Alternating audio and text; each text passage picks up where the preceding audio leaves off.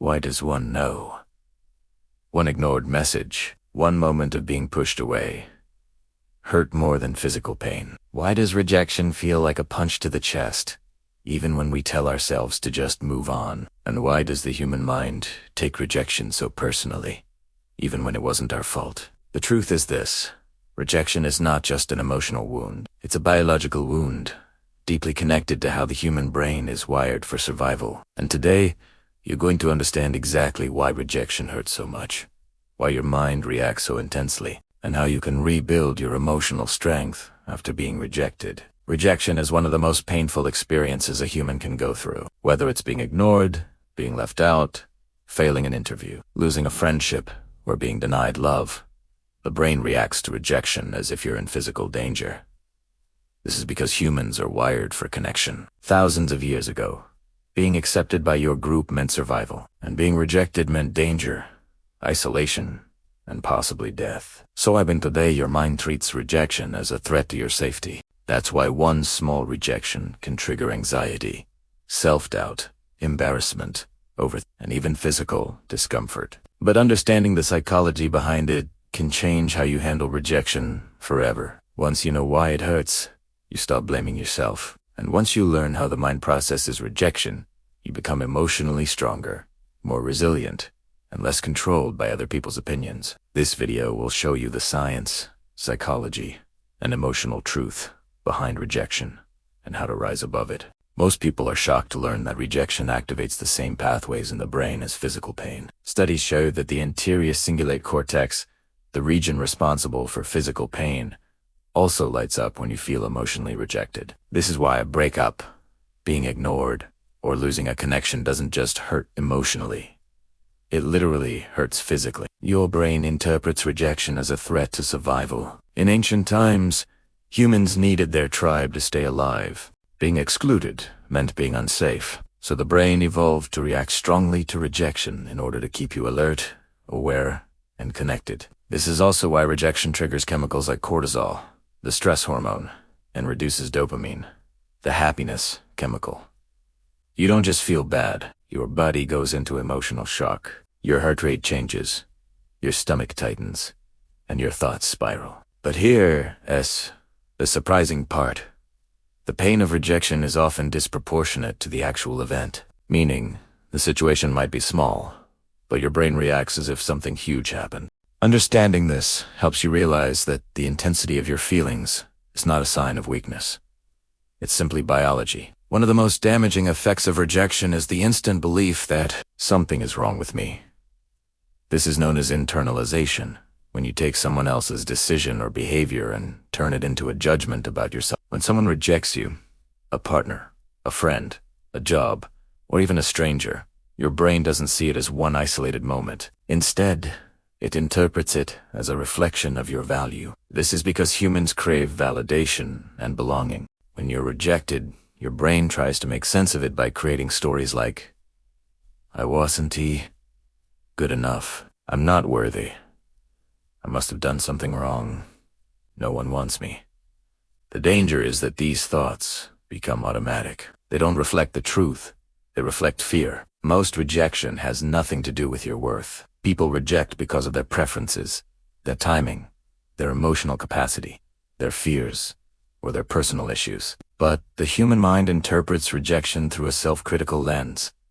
That's why it hurts so deeply. Not because someone said no, but because your mind translated it into you're not enough.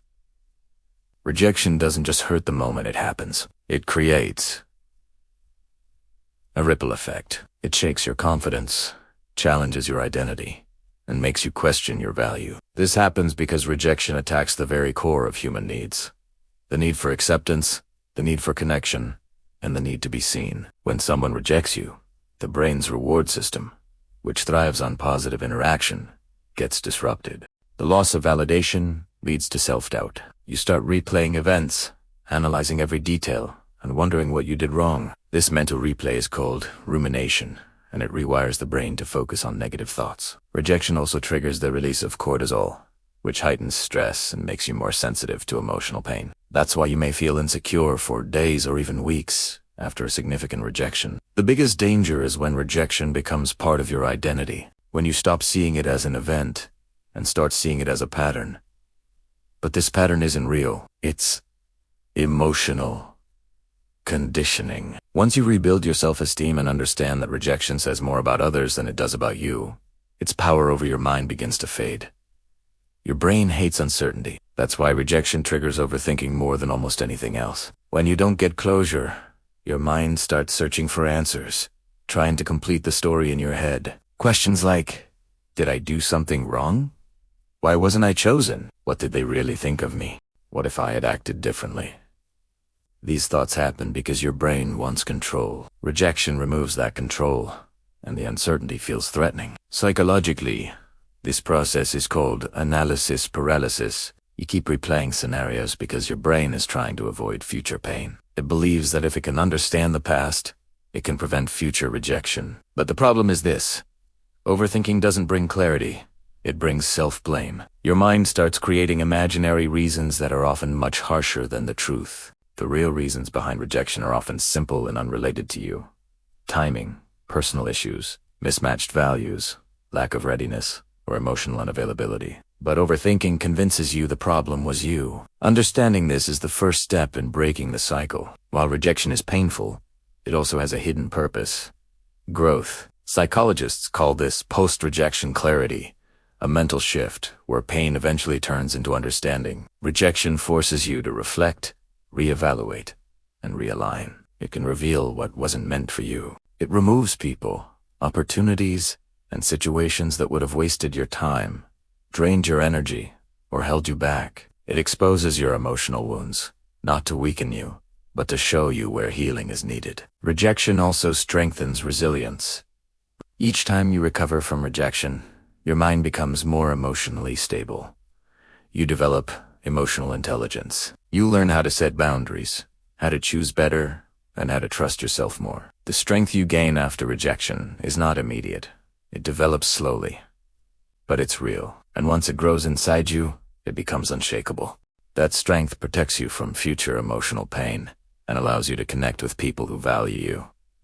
Rejection hurts, but in many cases, it redirects you to something better. Healing from rejection requires emotional awareness. The first step is separating the event from your identity. You were rejected.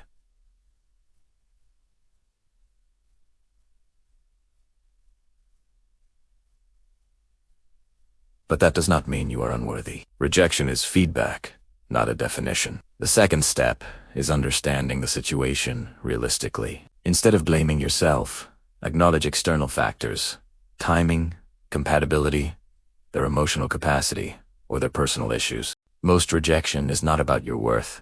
It's about their choices. The third step is emotional regulation. This means allowing yourself to feel without letting the feelings control you. Journaling, talking to someone, or taking time alone helps your mind process the pain. The fourth step is rebuilding self-esteem through small victories. Do things you're good at. Do things that bring joy. Celebrate progress. Each positive experience replaces a negative emotional imprint. Finally, shift your mindset. Rejection is not a dead end. It's redirection. It clears space for people who appreciate you, value you, and choose you willingly. Healing takes time, but it is absolutely possible, and it transforms you into someone stronger, wiser, and emotionally grounded. Rejection hurts because humans were never designed to face it without emotion. But once you understand its psychology, you stop letting it define you. Rejection doesn't mean you're not enough. It doesn't mean you're unworthy. And it doesn't mean your story is over. Rejection simply means this: something or someone wasn't meant for you, and life is clearing the path for what truly is. You are stronger than the moments that broke you. You are bigger than the people who didn't choose you. And you are more valuable than any rejection you have ever faced. Your worth isn't decided by who walked away.